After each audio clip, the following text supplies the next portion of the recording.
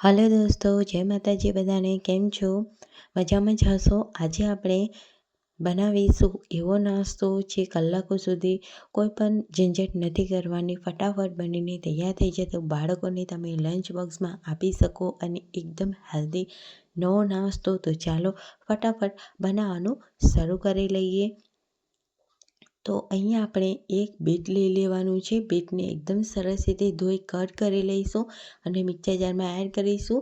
તેમાં આપણે લસણની કળીઓ, એક લીલું મરચું અને થોડું પાણી એડ કરી અને એકદમ સરસ એવી પ્યુરી આપણે તૈયાર કરી લેવાની છે બીટની. હવે આપણે તેની સાઈડમાં મૂકીશું અને એક મોટો થાળ લઈ લઈશું. તેમાં એક મોટી વાટકી ઘઉંનો લોટ લેવાનો છે, જેને મેં ચાળીને લઈ લીધેલો છે. એક વાટકી અહીંયા ચણાનો લોટ અને એક વાટકી સૂજી લેવાનો છે. હવે તેમાં આપણે એક ચમચી મીઠું એડ કરીશું અને જે બધા લોટ છે અને મીઠું છે તેને આપણે એકદમ સરસ રીતે તો પહેલાં મિક્સ કરી લેવાનું છે. અને અહીંયા આપણે મોણ માટે એક ચમચી ઓઇલ એડ કરીશું અને જે આપણે બીટની પ્યુરી તૈયાર કરી છે તે આપણે એક વાટકી લઈ લઈશું અને તે એડ કરી દઈશું અને મિક્સ કરી લેવાનું છે. અને હવે આપણે જે વાટકીથી આપણે બીટ લીધું તેમાં આપણે પાણી એડ કરી દઈશું અને લોટ આપણે બાંધી લઈશું. તો અહીંયા તમે જોઈ શકો છો, લોટ છે તે એકદમ સરસ એવો બાંધી દીધો છે. તેને આપણે કવર કરી 10 મિનિટ રેસ્ટ આપીશું. ત્યાં સુધી એક આપણે સ્ટફિંગ બનાવીશું. તો અહીંયા મેં ગેસ ઉપર કઢાઈ મૂકી છે. એક મોટો ચમચો તેલ એડ કરીશું, એક ચમચી રાઈ, એક ચમચી જીરું એડ કરી દઈશું. જીરું અને રાઈ સતળાય એટલે તેમાં એક વાટકી ડુંગળી એડ કરીશું અને એક વાટકી લીલું કેપ્સિકમ એડ કરીશું. કેપ્સિકમ અને ડુંગળીને એકદમ બરાબર સતળાવા દઈશું. જો તમે ડુંગળી ના ખાતા હોય તો સ્કીપ પણ કરી શકો છો અહીંયા. હવે અહીંયા આપણે મસાલા એડ કરીશું. તો એક ચમચી હળદર પાવડર, એક ચમચી મીઠું, એક ચમચી ગરમ મસાલો, એક ચમચી લાલ મરચું પાવડર એડ કરી દઈશું. બરાબર મિક્સ કરી લઈશું. અને અહીંયા મેં 2 મીડિયમ સાઇઝના બટેટાને મેં બાફી અને મેશ કરીને લઈ લીધેલા છે. તો આપણે તે એડ કરી દઈશું બટેટાને અને એકદમ સરસ રીતે આપણે મસાલા સાથે કોટ કરી લઈશું, જેથી મસાલો છે તે એકદમ સરસ રીતે બટેટામાં મિક્સ થઈ જાય. તો હવે અહીંયા આપણે સરસ રીતે મિક્સ થઈ ગયા બાદ એક ચમચી આપણે ધાણા એડ કરીશું અને અડધો લીંબુનો રસ એડ કરીશું, જેથી અહીંયા લીંબુના રસ એનો એડ કરવાથી બહુ જ મસ્ત ટેસ્ટ આવે છે એટલા માટે. તો બરાબર મિક્સ કરી અને સ્ટફિંગને આપણે સાઈડમાં મૂકીશું, જેથી ફટાફટ ઠંડુ થઈ જાય. હવે અહીંયા આપણે ચેક કરી લઈએ તો ડો છે તે એકદમ સરસ એવો તૈયાર થઈ ગયો છે, સોફ્ટ એવો. હવે અહીંયા આ રીતે મીડિયમ એવી લોહી લઈ લઈશું અને તમે જોઈ શકો છો હું કટોરીની જેમ શેપ આપી રહી છું. તો આ રીતે શેપ આપવાનો છે, અથવા તો તમે વણી પણ શકો છો. થોડી મીડિયમ સાઇઝની રોટલી જેમ વણી લેવાની અને સ્ટફિંગને તમે આ રીતે ભરી શકો છો.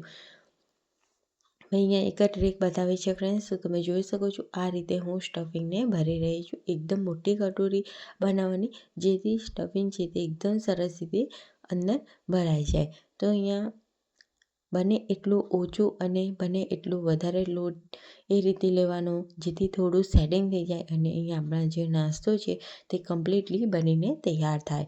તો અહીંયા મેં અહીંયા લઈ લીધો છે. હવે અહીંયા આપણે પાટલી પર મૂકીશું, થોડો કોરો લોટ છાંટીશું અને હલકા હાથેથી આપણે તેને વણીશું.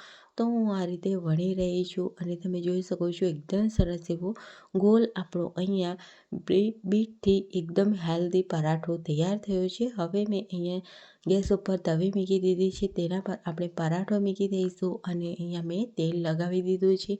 તમને પરાઠા જો બટર ઘીથી પસંદ હોય તો તમે એ રીતે પણ ઘી બટર લગાવી શકો છો. અહીંયા આપણે જે પરાઠા છે તેને મીડિયમ ટુ લો ફ્લેમ પર તેને થવા દેવાના છે. જો હાઈ ફ્લેમ પર તમને પસંદ હોય તો તમે હાઈ ફ્લેમ પર બનાવી શકો, બટ અહીંયા આપણે મીડિયમ ટુ લો ફ્લેમ પર જો બનાવીશું તો શું છે કે અહીંયા આપણા પરાઠા છે તે એકદમ સરસ એવા ક્રિસ્પી તૈયાર થાય છે. એટલા માટે અહીંયા મેં બીજો પરાઠો પણ રેડી કરી લીધો છે. તો આ રીતે મેં ચોરસમાં રેડી કરેલો છે. હવે અહીંયા આપણે એ પણ એડ કરી દઈશું અને તેને પણ અહીંયા આપણે ઘી બટરથી તમને જે રીતે પસંદ હોય એ રીતે તમે અહીંયા એડ કરી શકો છો. અને અહીંયા આપણે પરાઠો છે તે મેં ગોલ અને એક આ રીતે ચોરસ સાઇઝમાં બનાવીને તૈયાર કરેલા છે. તો તમે જોઈ શકો છો બંને સરસ રીતે શેકાઈને તૈયાર થઈ ગયા છે. તો હવે આપણે તેને બહાર કાઢી લઈશું અને સર્વિંગ પ્લેટમાં સર્વ કરીશું. અને તમે જોઈ શકો છો બહુ જ મસ્ત કલર આવ્યો છે પરાઠાનો અને પરાઠા એકદમ સરસ એવા દેખાઈ રહ્યા છે. બાળકોને તમે આ રીતે લંચ બોક્સમાં ગ્રીન ચટણી સાથે ટમેટો કેચઅપ સાથે આપી શકો છો. એકદમ હેલ્ધી છે અને બાળકો ફટાફટ આ તો ખાઈ જ જવાના છે. તો તમને હું નજીકથી બતાવું કે સ્ટફિંગ છે તે કેટલું ભરેલું છે અંદરની સાઈડથી. તો તમે આ રીતે એક વખત બીટના પરાઠા બનાવીને જરૂરથી ટ્રાય કરજો. તો આવી રેસીપી સાથે અને ફ્રેન્ડ્સ આવા અવનવા વિડીયો સાથે આવતી રેસીપીમાં મળીએ ત્યાં સુધી બાય બાય. એન્ડ જો તમને અમારી થોડી પણ મહેનત અને થોડી પણ રેસીપી પસંદ આવી હોય તો એક લાઈક જરૂરથી કરી દેજો અને તમારા ફેમિલી ફ્રેન્ડ્સને જરૂરથી શેર કરજો અને ચેનલને સબસ્ક્રાઈબ કરવાનું બિલકુલ પણ ભૂલતા નહીં. તો આવી રેસીપી સાથે બાય બાય, આવજો એન્ડ ટેક કેર.